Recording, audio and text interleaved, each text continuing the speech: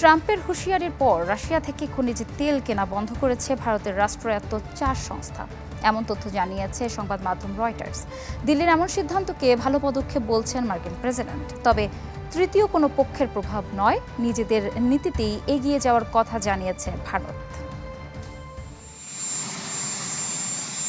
কূটনৈতিক মহলে বড় দুই পরাশক্তির তোপে পড়েছে দিল্লি। রাশিয়া না যুক্তরাষ্ট্র, কোন দিকে ভিড়বে ভারত, সেটি এখন বড় চ্যালেঞ্জ দেশটির জন্য। দিল্লি মস্কোর বাণিজ্য সম্পর্ক নিয়ে এরই মধ্যে ভারতের ওপর চটেছেন ডোনাল্ড ট্রাম্প। শাস্তিমূলক পদক্ষেপের হুঁশিয়ারিও এসেছে হোয়াইট হাউস থেকে। রাশিয়া থেকে জ্বালানি এবং সামরিক সরঞ্জাম আমদানির কারণে ভারতের ওপর 25% আমদানি শুল্ক চাপিয়েছে যুক্তরাষ্ট্র। বন্ধুরাষ্ট্র বলে মুখে ফেনা তুললেও অতিরিক্ত জরিমানার হুমকি দিয়েছেন ট্রাম্প। এছাড়া ভারত ও রাশিয়ার সম্পর্ক নিয়েও বেশ কিছু বিরূপ মন্তব্য করেছেন তিনি। দুই দেশের অর্থনীতিকে তিনি মৃত অর্থনীতি বলেও অভিহিত করেছেন।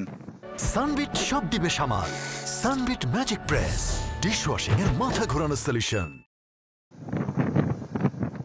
সংবাদ মাধ্যম রয়টার্স বলছে, ট্রাম্পের কঠোর হুঁশিয়ারির পর ভারতের রাষ্ট্রায়ত্ত 4টি সংস্থা রাশিয়া থেকে আপাতত খনিজ তেল কেনা বন্ধ রেখেছে। তবে প্রতিবেদনের সত্যতা এখনও নিশ্চিত হওয়া যায়নি। বিষয়টি নিয়ে কথা বলেছেন মার্কিন প্রেসিডেন্টও। আমি বুঝতে পারছি যে ভারত আর রাশিয়া থেকে তেল কিনবে না। আমি এটাই শুনেছি, সত্য কিনা জানি না। যদি এটি সত্যি হয় তাহলে এটি একটি ভালো পদক্ষেপ। দেখা যাক কি হয়।